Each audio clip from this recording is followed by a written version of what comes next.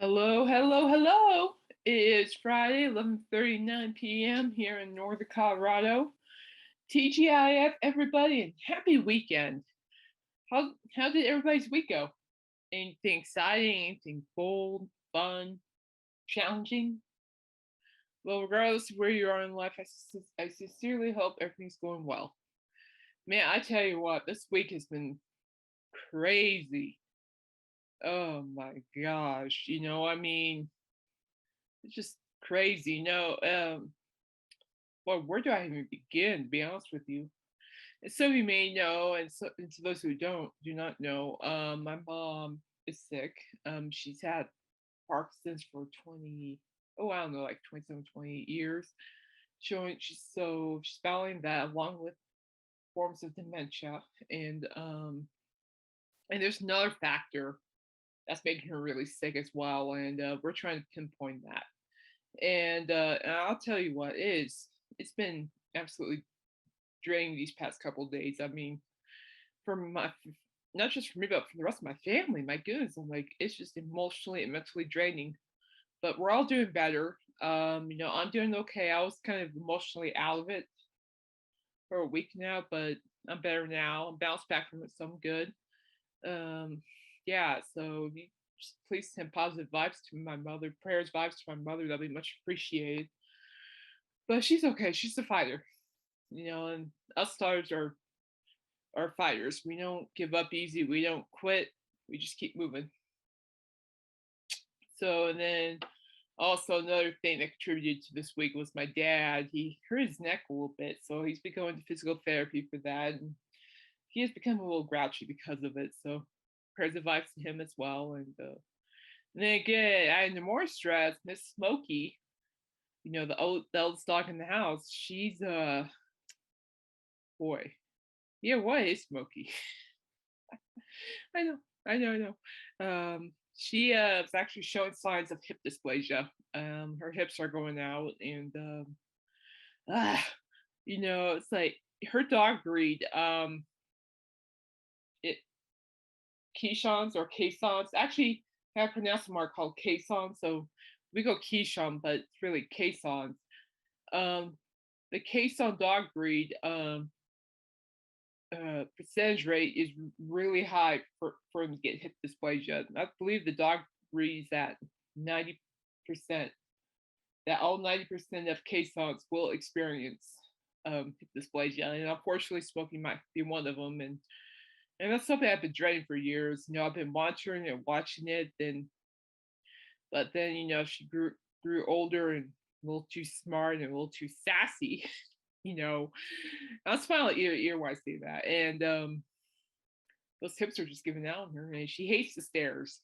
She hates them, and I do not blame her at all.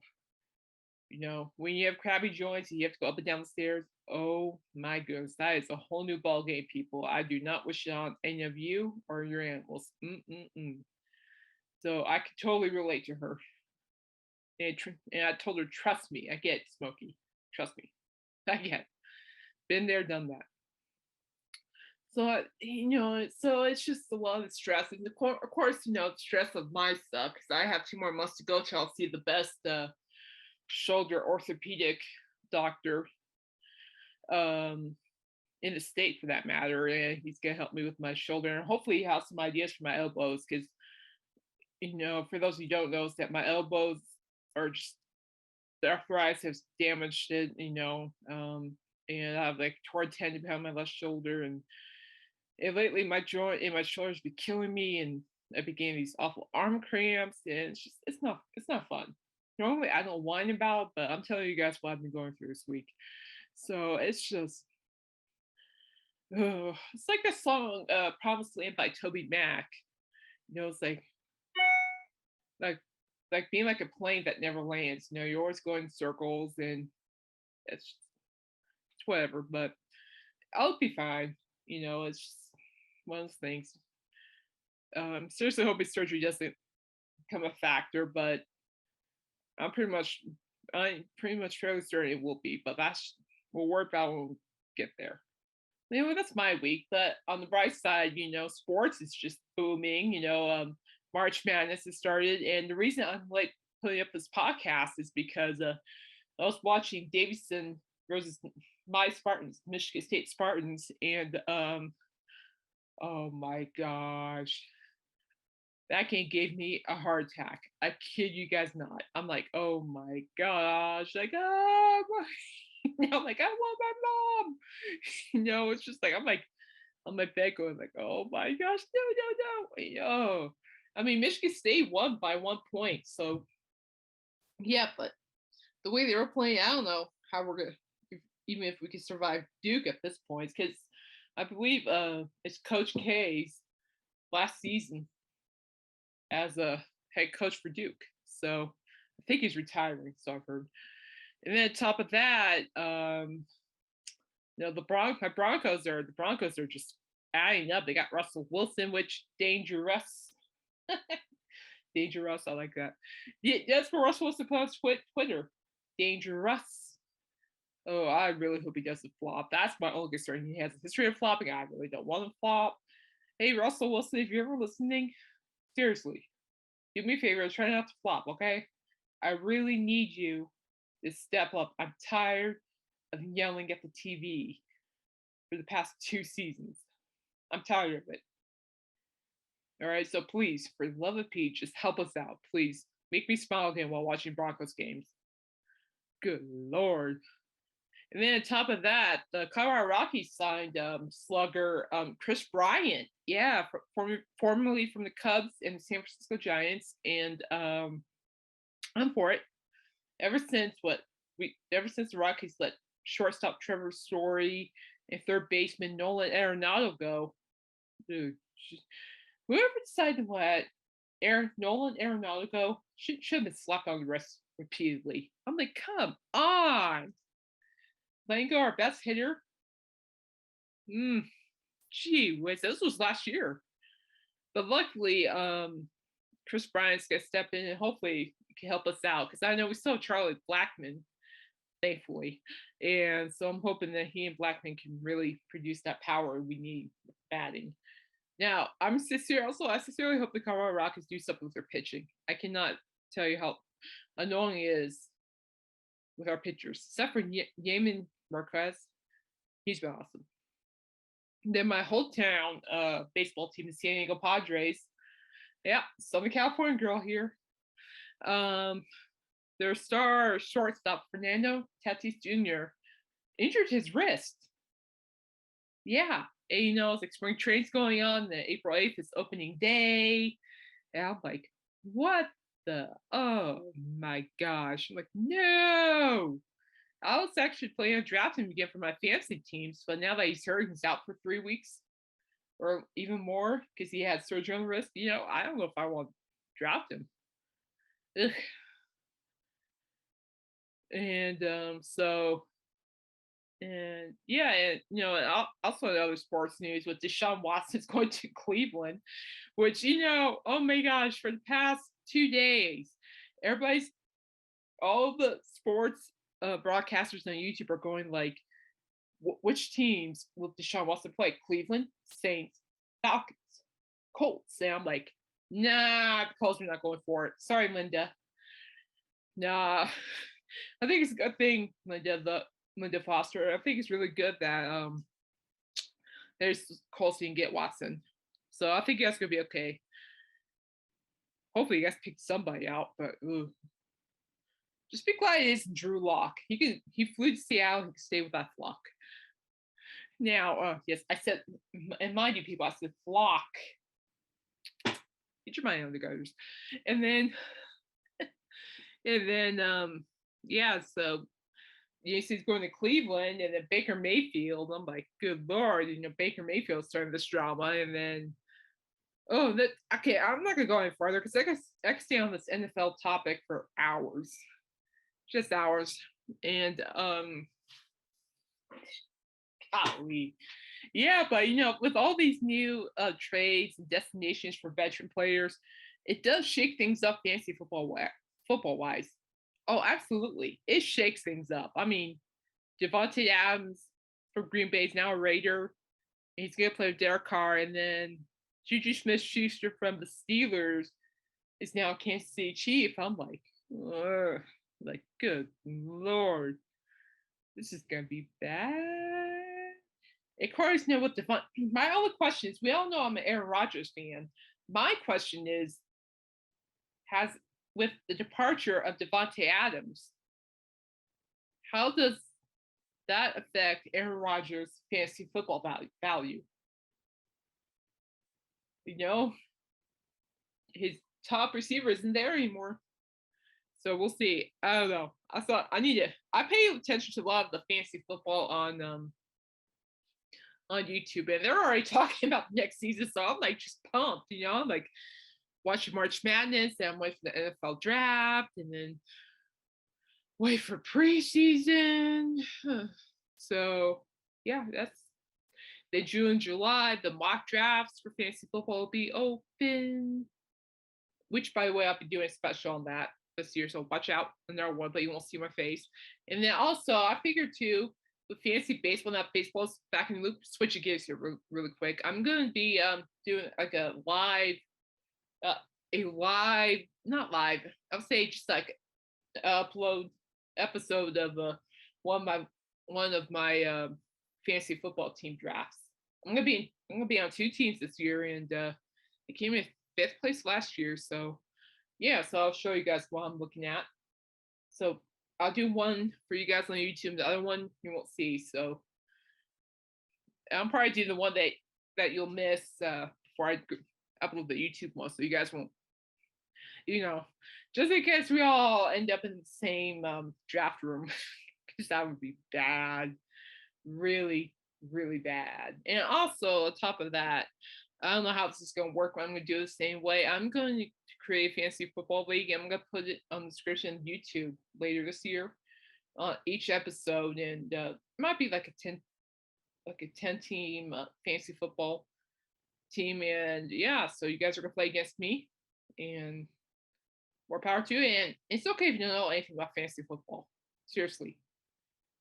But for those football dorks like me, we're all in. But if you don't know anything about fantasy football, don't worry about it. I can even explain to you. I can even show you a couple of cheat sheets. No biggie. All right, enough of that. So I told you I could go on forever, people. Oh boy, let's see. Let's talk about a little bit about music here. So actually, today, Mickey Dolenz. Yes, we all know. I'm a monkey stork. We all know who Mickey Dolenz is. He released the EP. Dolenz Sings Nesmith. The EP. I just said EP, but it's called the EP. It has 4 songs: Soul Rider's Birthday, Some of Shelley's Blues, The Crippled Lion, and Grand Inouye. I was actually listening to this record on Spotify while I was just getting set up, and my, Mickey Dolenz, you are on the spot. Oh, you thought that the first, Dolenz Sings Nesmith album was good. Oh, this EP is really good too. It was really funny. I was setting up for this podcast, and the Spotify player started performing The Crippled Lion. And let me tell you something, people. It takes special songs, just absolutely special songs, to really hit my heart and to actually almost make me cry. I am not making this up. I kid you not. It really hit me. And the reason why it hit me that much, the song Crippled Lion, is because it kind of relates to how I'm feeling these days. Oddly enough. But it's just a great song. I'm like, the lyrics are just so well written. I tell you what, I'm gonna say this right now. Mike Nesmith is a songwriter genius. He was just, oh my gosh. I mean, his vocal. I mean, when you look back on the Monkees, especially when Nesmith sings, Nesmith, was a cowboy. He loved to sing, and his voice was phenomenal. His guitar skills were incredible. And on top of that, his songwriting is just awesome. Mike Nesmith was a gift. Peter Tork was a gift. Davy Jones was a gift. Mickey Dolenz is a gift. And it just makes me appreciate the legacy of Mike Nesmith more and more because just being able to listen to these songs that Nesmith wrote, it's just far beyond me. It's just amazing. So Mickey Dolenz, great job. I'm proud of you. Uh, Now the cripple line really hit me pretty good, for sure, in a good way, too. It speaks for me in some ways, but it was good. It's nice to be able to find songs that you can relate to right off the bat. The crippled line is one of them, so check it out. Dolan Sings Nesmith, the EP, and then also on Spotify, just look up Dolan Sings Nesmith. That record is also really good. So yeah, check it out. Just well done, Mickey. So I'm gonna try a clap here. So well done, bravo, bravo. All right, so now on to something else, something I don't know how I'm gonna word this. I'm gonna paraphrase it personally. I think that okay, so when I was younger and my joints were actually good, I was a huge WWE fan. Back in the '90s, early 2000s, and so when legend WWE Hall of Famer, uh, two-time Hall of Famer, two-time Hall of Famer Scott Hall died this week. Oh, what a crushing loss! That is, oh my gosh, I loved Scott Hall. I loved him. What I really liked about him, I mean, really, he sold this so well. And that's why I absolutely liked him when he was in the wrestling business was how he crafted his characters. And the one character that I love, without a shadow of a doubt, was my favorite bad guy. He carved you out, he threw toothpicks at the camera, threats to referees, something happens to his gold chain, something's gonna happen to you. It was just a brilliant character. Scott Hall portrayed Razor Ramon. Oh my goodness. I remember when Scott Hall made his debut as Razor Ramon. I remember when he left WWE. And of course, I remember one of the best moments, in my opinion, was when Scott Hall showed up at WCW Monday Nitro to the commentary booth. Oh, and he was the founder of the NWO. Too sweet. And yeah, I tell you what. Oh man. So when I heard he died, he was on life support. And so what happened too, which really caught my attention, he fell and broke his hip. And he had to go to the hospital. And he had hip replacement surgery. And due to complications from that surgery, he had 3 heart attacks. 3. And so I'm just sitting here, working on my work stuff, let me use stuff or whatever I get called in for. I see the headlines and saying Scott Hall's on life support. I'm like, what? You kidding me? Are you sure you have the right Scott Hall? And yeah, and what I've read is that what caused those 3 heart attacks was a blood clot. And my guys, if you hear any creaking, that's from my chair. I have a weird chair, but yeah. So those heart attacks were caused by a blood clot. That I can believe. I cannot tell. I can understand too from my point of view because I already had both my knees replaced, and I can tell you they told me how important it is to do these certain exercises to keep the blood flowing in your leg to prevent blood clots. So, but anyway, and so I saw the headline, Scott Hall, WWE two-time Hall of Famer, Scott Hall on life support. And then it gets a couple hours later, the devastating news of Scott Hall off life support. He's off life support. and that's where my world stood still. And I'm like, why are like all these people that I grew up listening to, that I enjoyed watching, are just going? It's just I don't like it. Man, I didn't even know what to say, and I still don't. It's just like he was such an important figure in wrestling history. He really was. He, the way he carried himself as Scott Hall, Razor Ramon, it's just I don't know. It is disheartening. I'll give you that. It is disheartening, and it was what was really interesting is that Scott Hall's family allowed Kevin Nash and his family to say goodbye to him, and which I thought was neat. And those who don't know, Kevin Nash was known as Diesel. I think, yeah, Diesel. He was like the bodyguard to HBK Shawn Michaels, which I also love, by the way. And he, Hall and Nash, they were close friends, so close.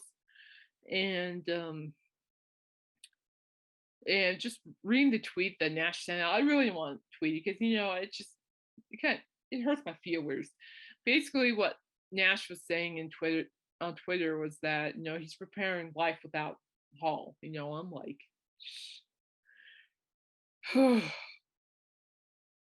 it's hard seeing people like your heroes die, go away.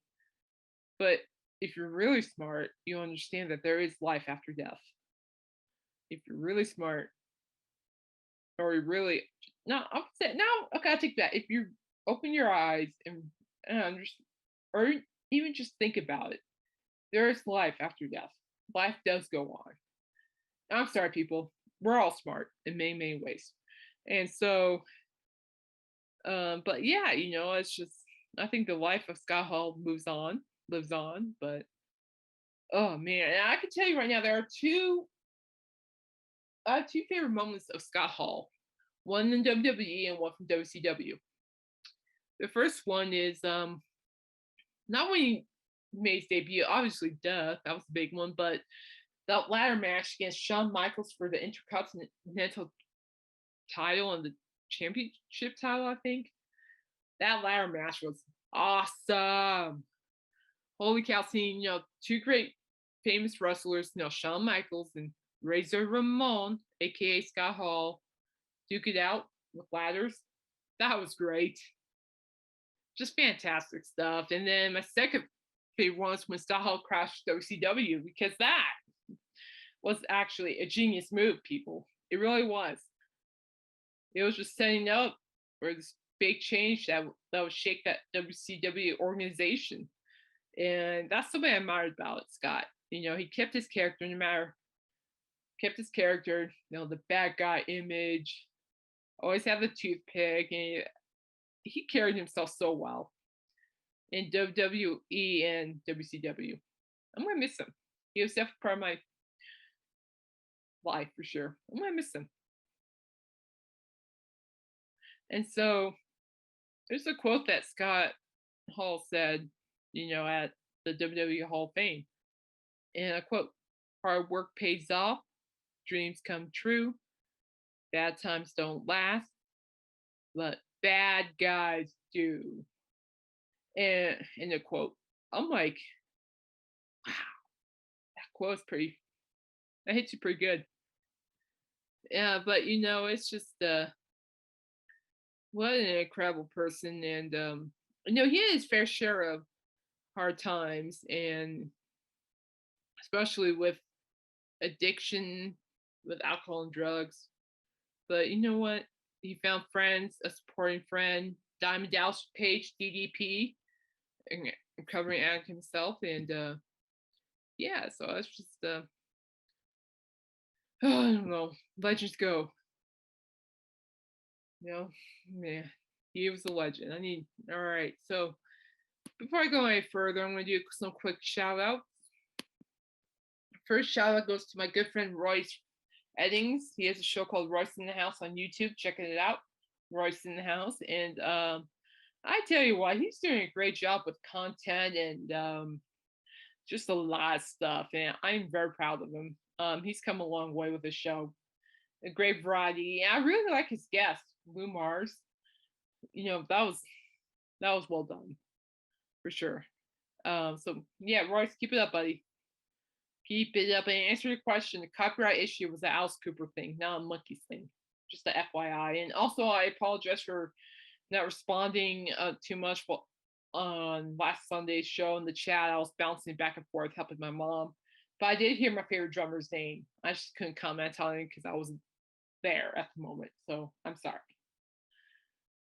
But if you mention his name on the next show, on Sunday's show, then yeah, I'll say something.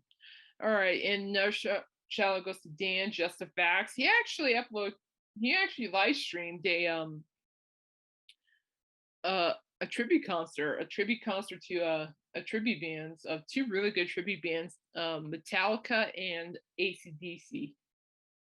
Ooh-wee. That was good stuff. Nothing like bobbing your head and just singing out loud. It's just great. Great stuff. Thanks for sharing that, Dan. And another shout out goes to my sister-in-law, Stefani Stoddard. She has a shop Facebook and TikTok called Luca and Lily Boutique, and she is gearing up for Easter, people. If you're looking for Easter baskets and stuff like that, she is your go-to. Check her out. Luca and Lily Boutique. There's my friend Mac Jameson, who's a great writer. I love him. He's been quiet, he's been busy, but he's been good. And if you go to thedwarventeller.wordpress.com, you'll see a lot of these stories and Hot Pot stories, and it's just really good. So check them out. All right. Well, it is that time to talk about our next artist. What I like about this artist is that she is a rock singer, a songwriter, composer, musician, record producer, and actress. She is known for her work as the front woman of her band Joan Jett and the Blackhearts, and for earlier founding and performing with the Runaways, which recorded and released the hit song Cherry Bomb. Now, if you all know who I'm talking about. I'm talking about Miss Joan Jett. How cool is she? I love her. I really do. I love hearing people's response about her. It's really interesting because I've come across, a lot of people who actually met her. I mean, yes, I already, last week I mentioned, my aunt met her in the elevator. Yeah, true story. But there are a lot of people who just love Joan Jett. And I tell you what, I adore her. She's fun.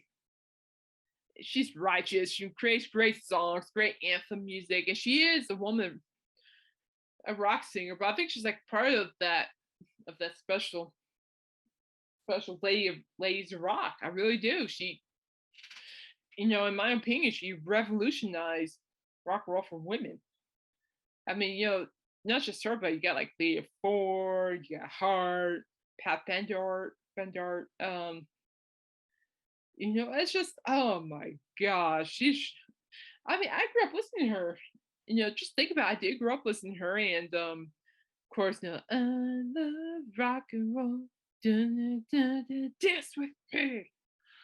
That's a good one. And recently, she dropped a new song called I'm gonna run away and never going back to you. And I like it. It has a really good melody to it. If you actually look up Joan Jett on Spotify, there's the song I'm Gonna Run Away, and it's acoustic. Oh, it's fantastic. I'm gonna run away and I'm never coming back to you. It's very catchy, and yeah. Now I'm really curious to see what she's been doing. And I tell you what, she's actually, if I remember correctly, I believe she actually did show up at our Stampede one time, and I didn't go. What for? I honestly can't remember. I'm looking this up right now, but she did come to our Stampede couple of years ago. Yeah. So let's see here. Back in 2007. Yeah. So on March 24th, 2007, the organizers for the Greeley Stampede announced Wednesday the 80s rock band REO Speedwagon and Joan Jett and the Blackhearts have been added to the lineup. Man. 2007. What was I doing in 2007? I don't know. 2007 was 2007. I was far gone into something else, I think. But yeah, and but I remember hearing the reviews from them, from like the concert at our Stampede. They were saying that Joan Jett just killed it. And so here we go. So REO Speedwagon were the headliners, so they performed 20 songs. So the songs that the REO Speedwagon performed were "Find Your Own Way Home," "Take It on the Run," "Keep Pushing," "I Need to Fall," "Can't Fight This Feeling Anymore," "Forgot What I Was Fighting For." Sorry, dork moment. Then "Tough Guys, Golden Country," "Smiling in the End," "Dangerous Combination," "Keep the Fire Burning," "Like You Do," "Son of Poor Man," "Time to Fly," "Don't Let Me Go," "Back on the Road Again," "Keep on Loving You." Da, na, na, na, na. Okay.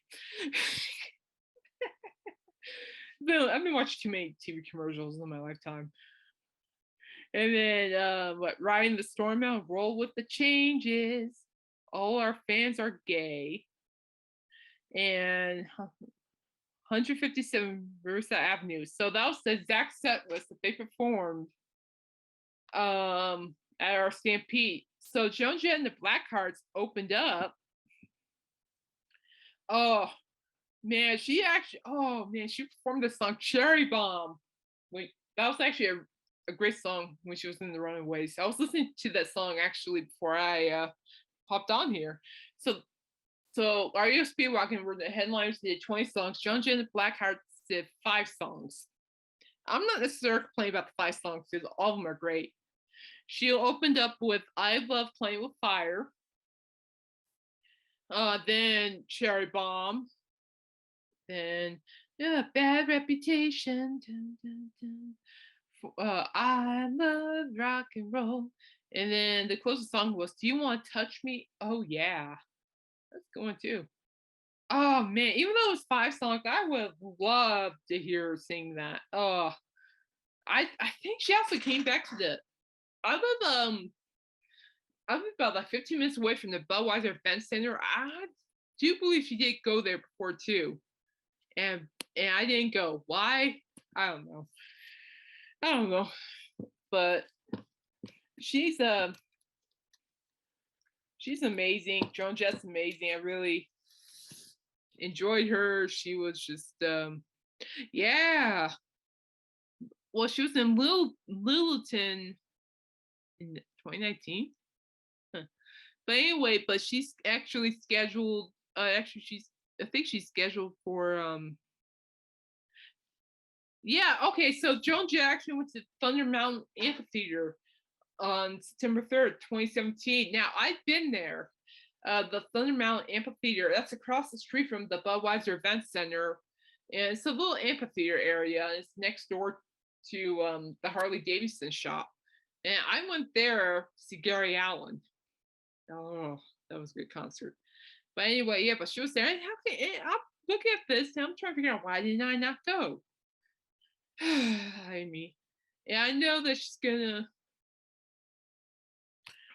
I think she might be on tour this year as well. So I don't know. If it's in Denver, I'm not going. I mean, it's Denver. There's only one specific band. Yeah, here we go. So she will be actually Joan Jett and the Blackhearts will be touring with Motley Crue, Def Leppard, and Poison on July 21st of this year, and at Coors Field, home of the Rockies, people. Oh man, it's Denver, but I'm a little annoyed now. Why didn't I go? Why didn't I go? Like I don't know why I didn't go. Maybe I was just blind, but now I see. But but I tell you, she's great. A lot of people who've seen her live have really great things to say about Joan Jett, and it's just that what I really admire about Joan Jett is the fact is how she carries herself as a musician.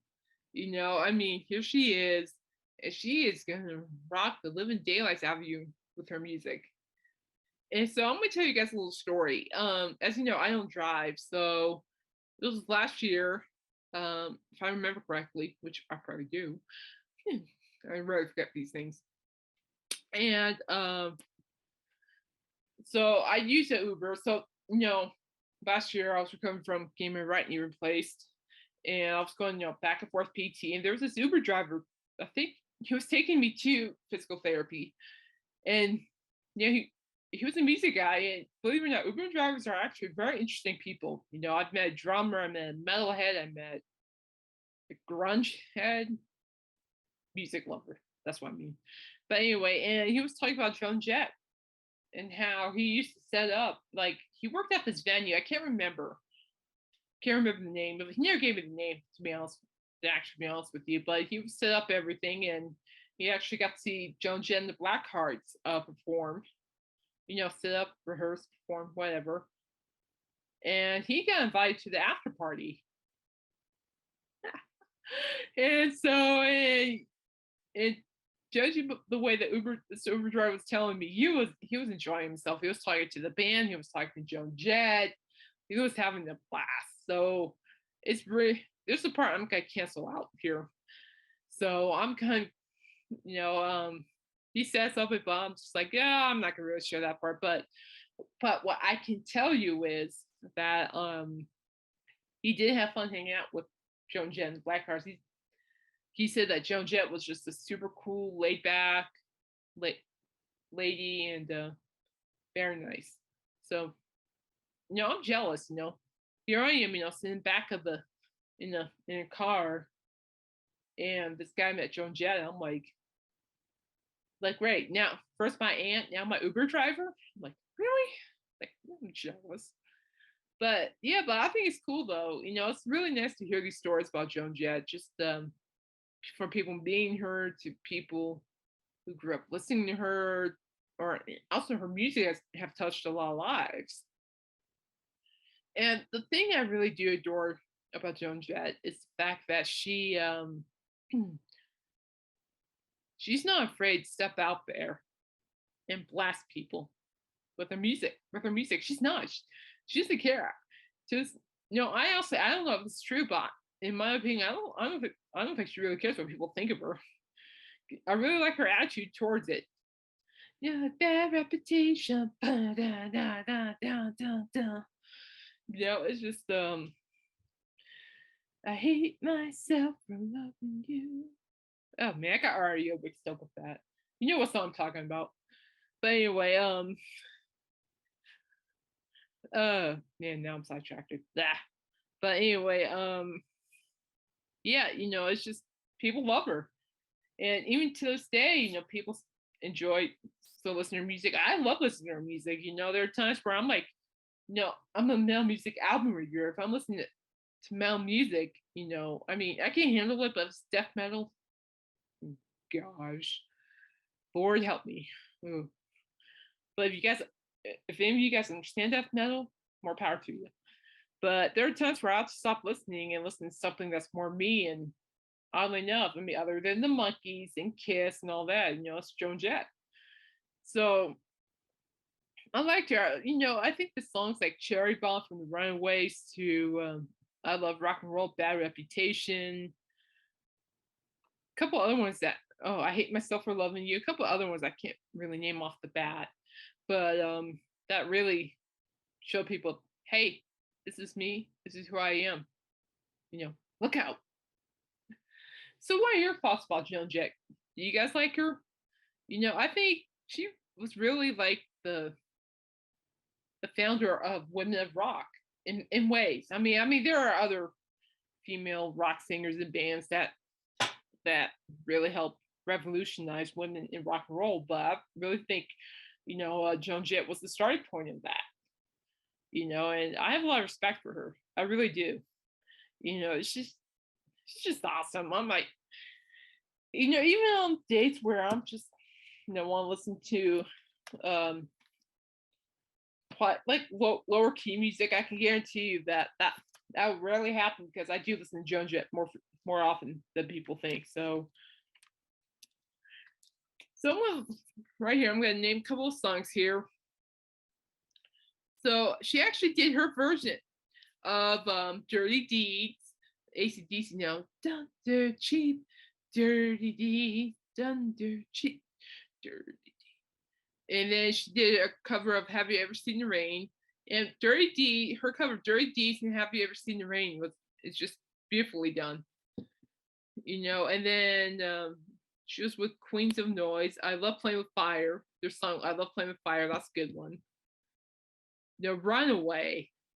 Now the I Love Rock and Roll album, that whole album is brilliant. That's what, in my opinion, really kickstarted. I mean, yes, the Runaways and the Queens of Noise kickstarted her career, but I really think that I Love Rock and Roll album really just shook things up. And I don't think people were ready for the impact, the kind of impact Joan Jett was going to make. I really don't. It's just, there's so much good songs out here, like Love Is Pain. It's just good stuff. Just great stuff. And, I could go on and on about her because I really like her style. It's like, okay, great. So guys play rock and roll. Well, look at me. I'm going to play rock and roll. Watch this. Oh, you guys play louder? Watch this. I loved it. And, and she carries herself so well as a musician and songwriter and all the other credentials she has. And it's just, I have a lot of respect for her for what she's done. So with that being said, what's your favorite Joan Jett song? And Royce, I expect an answer from you in the comment section, please. Yes, you. Yes, I'm going to pick on you because I can. And so really, what's your favorite Joan Jett song? If I can name, I don't know. That's a tough one for me. It's like, if someone were to say to me, what's your favorite Kiss song? I won't give them an answer because I have too many. But the one that really, gets me going, the bad reputation, but I like that. It's like Cherry Bomb. Oh, that big song. Yeah, I'm sitting here just smiling because I'm talking about something I enjoy talking about, music. So really, what do you guys like about Joan Jett? I think she really showed people that women can rock just as loud as the guys can. I really do. So anyway, I'm going to talk about, I have this great list here. We're going to talk about 10 things you didn't know about Joan Jett. So number one, she was a tomboy as a child. Joan Jett was born as Joan Marie Larkin on September 22nd, 1958 in Winewood, Pennsylvania. Her father worked as an engineer and her mother worked as a teacher. The family moved around quite a bit during Jett's childhood, and they always lived near Philadelphia.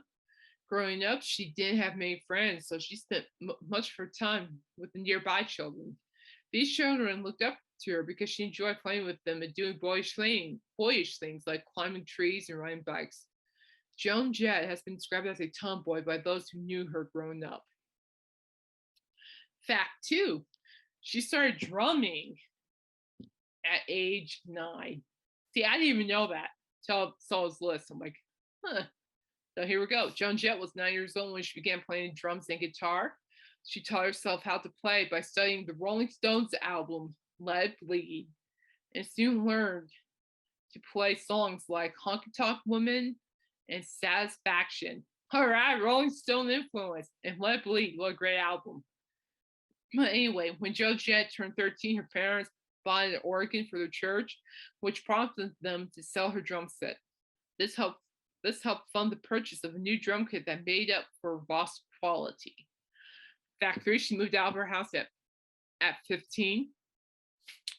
By the time she was 15, Joan Jett no longer felt like she belonged at home with her family. Her older sister Stephanie struggled with mental illness and often acted erratically, demanding that her parents spend time with her and take care of her.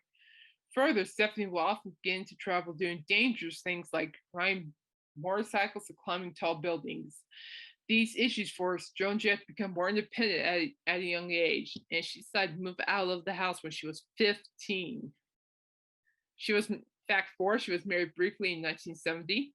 After moving out of her family home, Joan Jett moved to New York City and formed the Runaways in 1975. The band recorded 5 albums together before they broke up in 1979, largely due to artistic differences between the band members and drug addictions within the group. Soon after, Joan Jett began recording on her own. However, it wasn't until 1982 she released her first solo song, I Love Rock and Roll. This iconic and timeless song was a worldwide hit and helped launch Joan Jett's career as a successful solo rocker. Fact 5, she almost didn't release I Love Rock and Roll. Despite the success of her debut album in 1983, whoa, the year I was born, okay?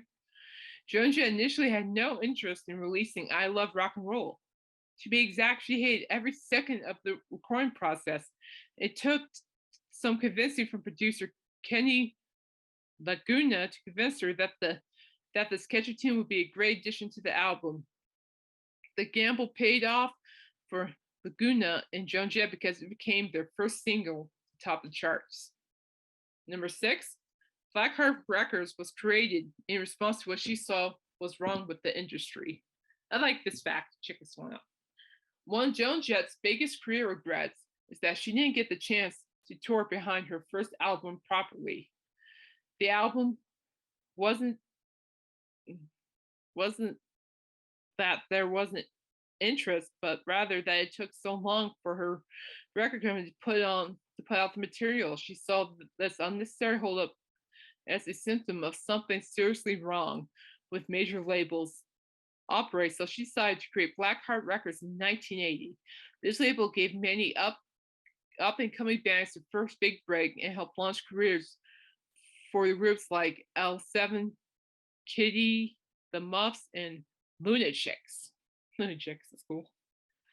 Number 7, her stage name came from a Muddy Waters song. I didn't know this. I thought it was pretty cool.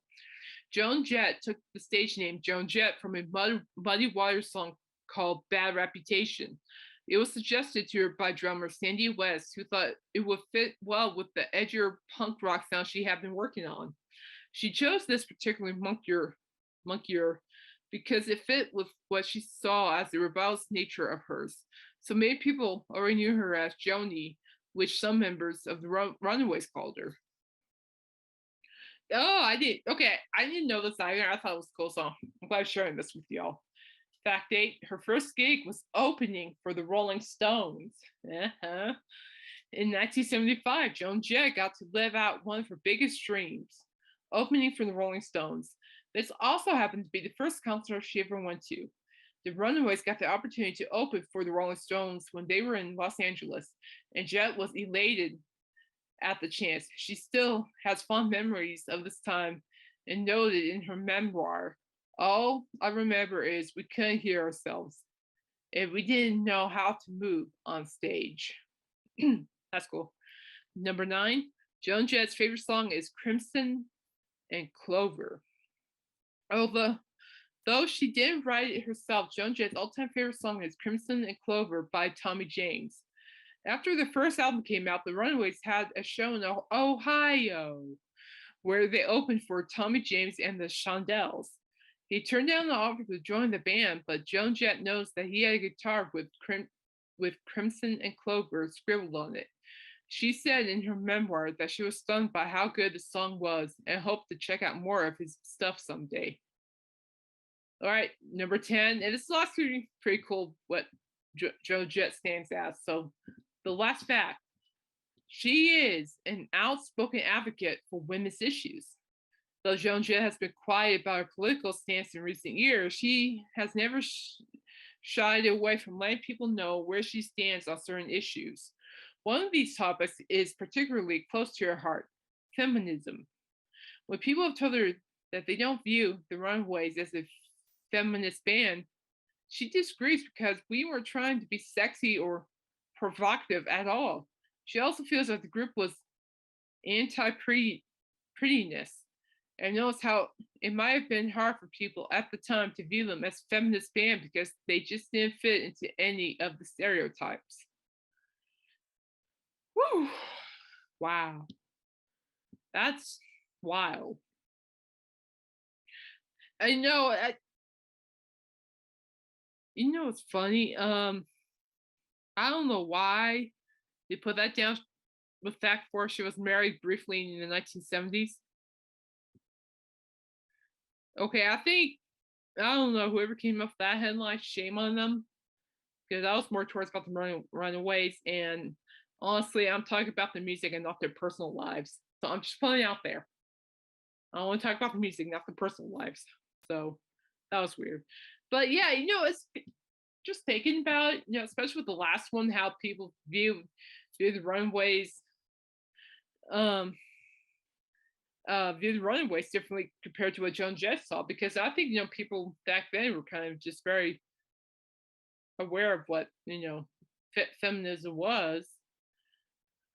Because, but I really like how like Joan Jett kind of set aside their thoughts, saying that they weren't trying to be like the rest of the women out there. I mean, really, they dressed like, definitely didn't dress I mean, I like the way they stood out. They had that punk look, they had the punk style, they had the hard rock style the Runaways did, and and I think they really had their own way of saying prettiness, but in a different way, not like the prettiness in the way that people view them or other people thought of them, but I think it was in a total different way. I can't really explain it, but it's like they had their own way of being beautiful. The Runaways did, their style, their look, said it all of who they were as a band. So, but just learning these facts really makes me appreciate who Joan Jett is. That's even more. I always have appreciated, respected Joan Jett, but this, I respect her more. It's just being able to learn about these artists or these bands for that matter. I could actually, I could tell you by doing a lot of these researches and stuff, I've gained I have a lot more respect for a lot of them. So that's just awesome. Yeah, I think I'm really glad that the list brought up the Runaways, because I think that was just the kickstart. I think that group was just dynamic and filled with talent. I do believe. I do believe. I think I just saw her name, Leah Ford. Yeah, Leah Ford. Charles Leah Ford was played played played played with the Runaways. She was one of the members. So the Runaways consist of bassist Jackie Fox, guitarist Leah Ford, and keyboardist Cherie Curry, another English disco regular with whom Jett shared vocal duty. The Runaways were signed to Mercury Records and released their self-titled, foully produced debut album in 1976. Yeah, I really like this, is that the girls in the Runaway all tried to model themselves on one of their rock and roll heroes. Like Jett chose Susie Quatro, a singer and bass player that's known for her song Can the Can, and for playing rocker Leather Tascadio, Tascadio on the TV show Happy Days. I apologize if I butcher that, but I thought it was pretty cool. Excuse me, water. But but yeah, I just think excuse me. Ooh. talk about music. I tell you, music can definitely leave me dehydrated. Whew. So Joan Jett was on tour with the Runaways in England and booked to appear on the variety show hosted by the Arrows. It was here that she first heard them perform. That would become her biggest solo hit, I Love Rock and Roll. So it excuse me. Woo. So I think overall, I think the Runaways were just a great starting point for everybody. But I think I don't know. No, I think it did break some hearts a little bit that they broke up because a lot of people loved who they were and their style. But I don't know. I think because they broke up because of differences with music, of their artistic views with music and also with drugs. And so, but they sound great together, and I honestly can't wait. Can't wait to listen to more of their music this weekend. Oh my goodness. But anyway, excuse me, guys. My lord.